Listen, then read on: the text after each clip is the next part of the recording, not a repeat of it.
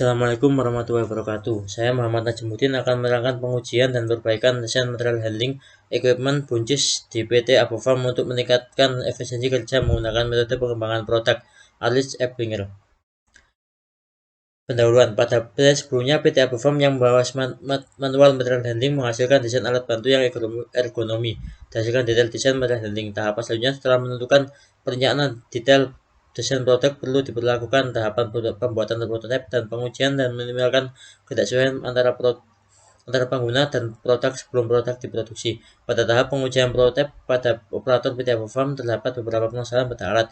Permasalahan pertama hasil pengujian, yaitu tingkat keberhasilan operator menggunakan alat sesuai target waktu yang ditetapkan tim pengembang produk hanya 57%. Hal tersebut membuktikan alat belum efektif. Permasalahan kedua yaitu kesalahan penggunaan alat. Berikut grafik kesalahan penggunaan alat untuk pertama kalinya.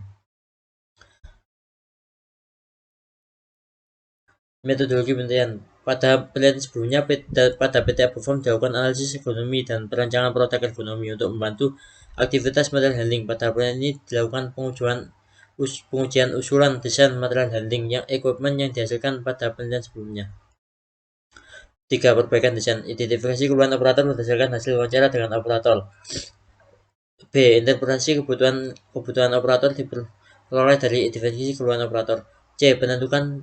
Penentuan spesifikasi target spesifikasi merupakan penerjemahan dari atribut kebutuhan menjadi kebutuhan secara teknis. D. Penyusunan konsep dilakukan dengan menggunakan pencarian konsep secara eksternal dan internal. E. Seleksi konsep. Pada seleksi konsep ini di atas dua tahap. Tahap pertama itu konsep screening, tahap kedua itu konsep schooling. F. Arsitektur produk merupakan skema elemen-elemen fungsional dari produk disusun menjadi chunks yang bersifat fisik dan menjelaskan interaksi setiap masing-masingnya. G. Hasil perbaikan desain.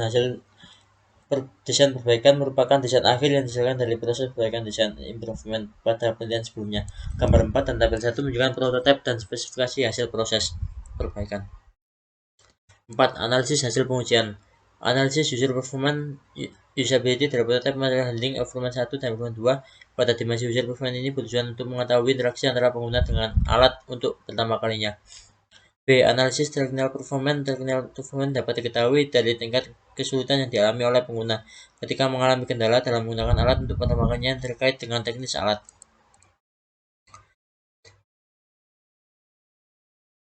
Dari gambar 5 dapat diketahui bahwa 5 masalah besar yaitu ketinggian handle sudah diatur, prototipe sudah digunakan pada tangan tidak rata, bagian prototipe kurang kuat jika terkena benturan, bagian sekat prototipe sudah dilepas atau dipasang, dan tutup prototipe mudah jatuh saat digunakan. C. Analisis hasil usability kuesioner. Evaluasi terhadap usability alat dengan mengisi kuesioner dengan memberikan penilaian berupa rating pada 5 skala Likert. 5 komponen usability antara lain learnability, efisiensi, memorability, error, dan satisfaction. D. Analisis user argument dilakukan untuk mengetahui tanggapan responden setelah menggunakan prototipe material handling improvement 1 dan improvement 2 untuk pertama kalinya. Hal tersebut diperlukan untuk mengetahui tingkat penerimaan alat material handling improvement 1 dan improvement 2 ke depannya apabila digunakan pada PT Abofarm untuk membantu menggunakan proses material handling secara buncis. E. Analisis fisiologi kerja. Salah satu parameter keberhasilan dalam perancangan prototipe adalah aspek ergonomi. Dalam penelitian ini, aspek ergonomi yang digunakan yaitu fisiologi kerja. Penilaian beban kerja dapat dilakukan dengan melakukan perhitungan persentase CVL atau cardiovascular load. Berikut tabel hasil perhitungan persenan CVL. F. Analisis kelayakan investasi alat. Selanjutnya dilakukan pengujian analisis kelayakan investasi atau ekonomi terkait pengembangan produk yang dalam hal ini hanya sampai pada tahap analisis biaya material dan upah untuk pembuatan produk. Adapun biaya material dan upah yang dikeluarkan untuk pengembangan material handling equipment adalah sebagai berikut. Kesimpulan. Berdasarkan hasil pengolahan data dan analisis, maka diperoleh beberapa kesimpulan yang mengacu untuk menyelesaikan permasalahan dalam penelitian ini. Pertama, terdapat beberapa kekurangan pada desain material handling equipment saat diimplementasikan meliputi efektivitas penggunaan alat 57% dan terdapat beberapa keluhan dari penggunaan terkait teknis alat, sehingga diperlukan perbaikan. Kedua, perbaikan desain material handling equipment dilakukan sesuai dengan keluhan teknis saat pengujian. Terdapat perbaikan di beberapa bagian atau part, yaitu part handle, sekat, roda, dan mekanisme tutup. Dengan menggunakan metode pengembangan produk Alice Ebinger, diperoleh alternatif perbaikan desain yang selanjutnya diseleksi sehingga dipilih salah satu alternatif yang dapat memenuhi kebutuhan user.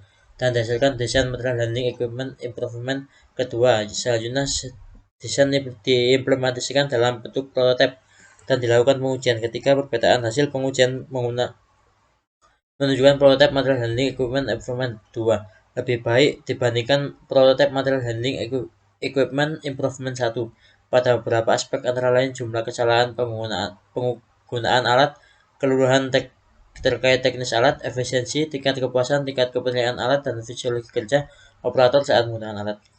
Sekian dari saya. Wassalamualaikum warahmatullahi wabarakatuh.